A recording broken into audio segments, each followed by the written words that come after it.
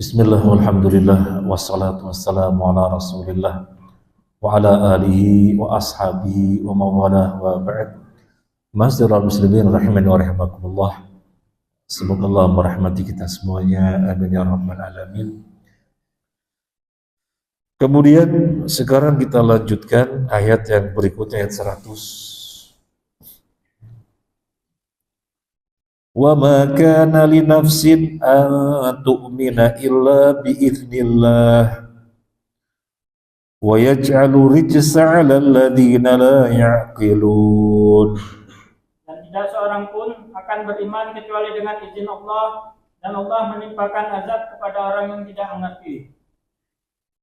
Barakallahu fiik. Wa ma kana li nafsin, wa ma kana li nafsin, tidaklah pada jiwa,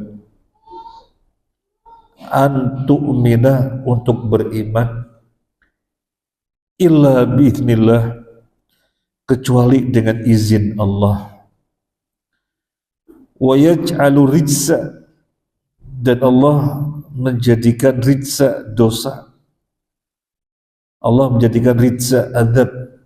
Ada yang mentafsirkan azab, ada yang mentafsirkan dosa. Nanti kita bacakan tafsirnya.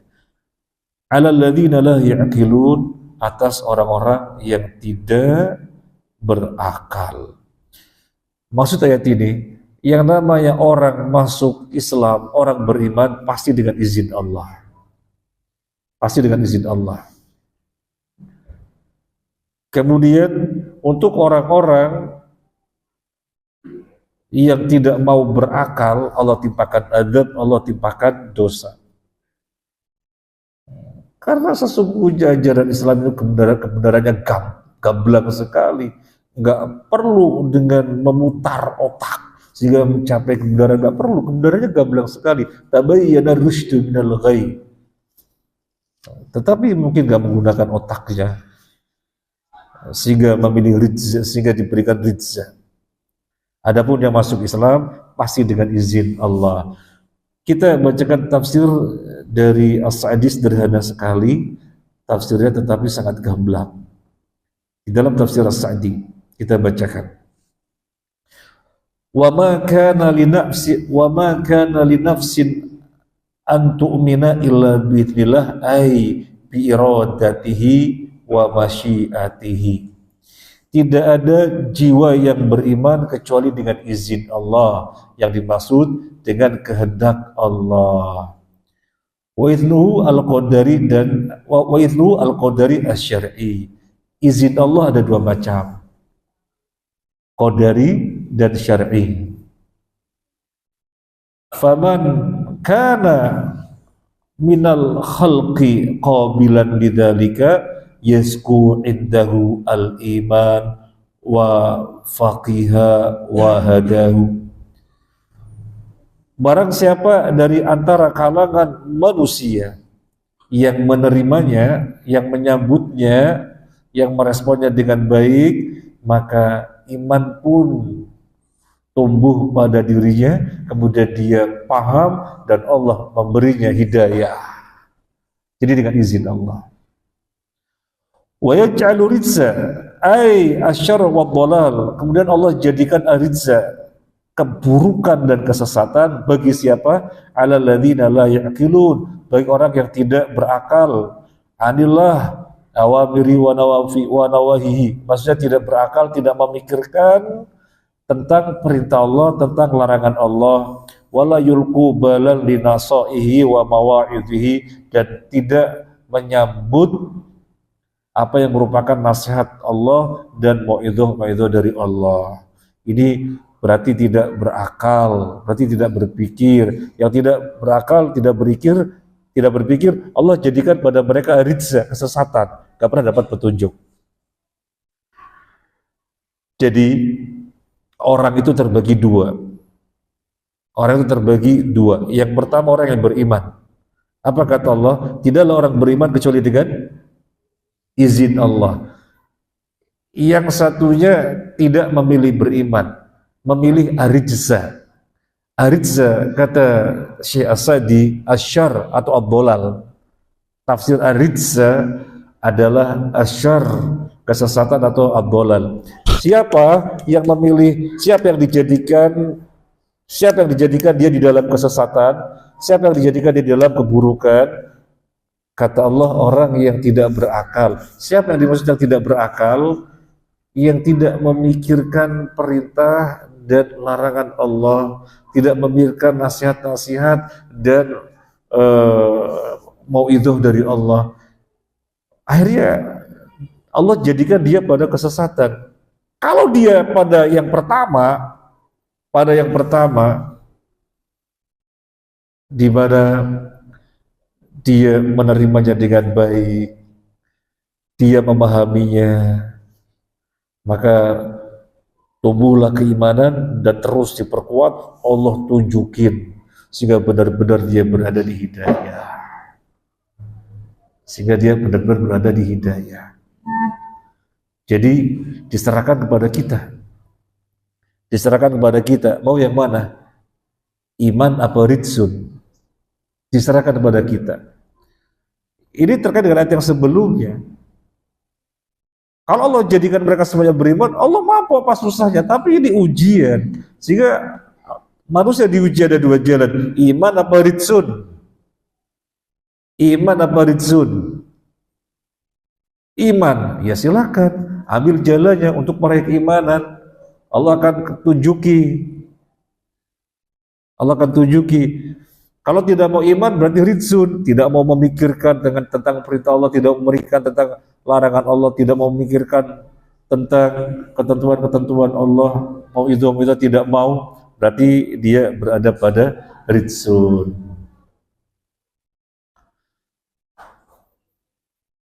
Jadi karena ini ujian, maka diserahkan kepada kita. Kalau ada pertanyaan, loh katanya biidznillah, dengan izin Allah. Kok tadi baru saja diserahkan kepada kita, ini ujian, katanya biidznillah. Maka akhirnya kita harus membahas biidznillah yang tafsirnya adalah kehendak Allah. Maka kita harus mengingat lagi kehendak ada dua macam. Kehendak apa dan kehendak apa? Syar'iyah dan kauniyah. Akhirnya harus ke situ lagi biar pemahamannya utuh. Apa kehendak syar'iyah? Kehendak syar'iyah adalah kehendak Allah yang sifatnya syar'i, di mana Allah menghendaki seluruh manusia itu berbuat ketaatan kepadanya, beriman kepadanya, masuk surga semuanya. Itu kehendak Allah yang syar'i. Tidaklah manusia kecuali dikehendaki oleh Allah secara syar'i agar beragama Islam, agar berbuat ketaatan, agar masuk surga. Seluruh manusia dikehendaki oleh Allah secara syar'i demikian. Terus kauni itu apa? Kauni itu kehendak Allah terkait dengan kausalitas. Kehendak Allah yang terkait dengan kausalitas, hubungan sebab dan akibat.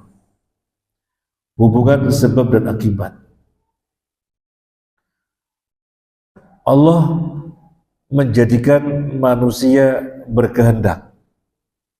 Akhirnya manusia menghendaki apapun yang dia maui. Kalau Allah tidak menjadikan manusia berkehendak, manusia tidak pernah bisa menghendaki apa yang dimaui, gak bisa. Karena Allah tidak menjadikannya berkehendak.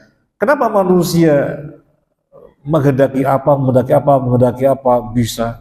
Karena Allah menjadikannya berkehendak. Sehingga kalau dikatakan orang beriman, ya dengan kehendak Allah. Orang memilih rijs, ya dengan kehendak Allah. Yang memilih beriman, kehendak Allah secara syar'iyah, juga secara kauniyah. Yang memilih rijs, kesesatan, keburukan, kehendak Allah secara kauniyah. di mana Allah yang menjadikan dia bisa berkehendak, akhirnya dia menghendaki apapun, dalam hal ini dia menghendaki keburukan, rijes, ya terjadilah akhirnya dia di dalam rijes, kesesatan. Nah, jadi orang beriman dengan kehendak Allah, orang berbuat kekufuran juga dengan kehendak Allah. Ingat, kehendak ada dua macam. Yang berbuat keimanan, memiliki keimanan dengan kehendak Allah, iya, secara syariah jelas, secara syariah iya, secara kauniyah juga iya, di mana Allah menjadikan dia berkehendak, dia memiliki keimanan, dan ini sesuai dengan kehendak syariahnya.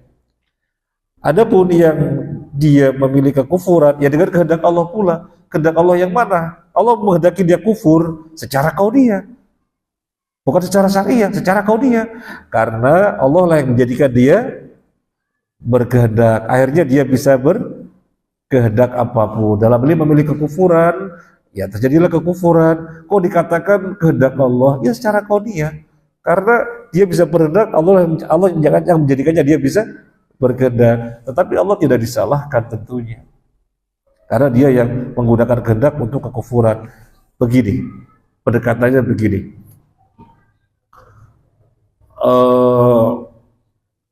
Terjadi pembunuhan karena siapa? Karena pandai besi, kan dibunuh pakai pisau, berarti karena siapa? Karena pandai besi. Sekarang apa pandai besinya disalahkan? Ya tidak, karena pandai besi tidak pernah bikin pisau untuk menyembelih orang. Pandai besi membuat pisau untuk apa? Untuk motong sapi. Kemudian dia gunakan untuk memotong orang, menyembelih orang, ya salahnya dia. Pada besi tidak disalahkan. Loh, tapi kan dia yang menjadikan pisau. Iya betul, tapi dia tidak pernah menghendaki pisau untuk menyembelih orang. Sama, Allah menjadikan orang berkehendak. Berarti orang beriman, orang kufur karena kehendak Allah. Ketika dia menggunakan kehendak ini untuk kekufuran, ya dikatakan dengan kehendak Allah, tetapi secara kauniyah. Bisa dipahami? Semoga bisa dipahami. Kalau misalnya kurang bisa dipahami dan pengen bolak-balik baca biar lebih terang, saya alhamdulillah nulis buku judulnya Memahami Takdir. Memahami Takdir, mungkin di depan ada, itu bisa dibaca sehingga tidak bingung. Seperti pada ayat yang 96-97. Coba dibaca ayat 96. Innal ladzina haqqat 'alaihim kalimatu rabbika la yu'minun. Silakan. Sungguh orang-orang yang telah dipastikan mendapat ketetapan Tuhanmu tidaklah akan beriman.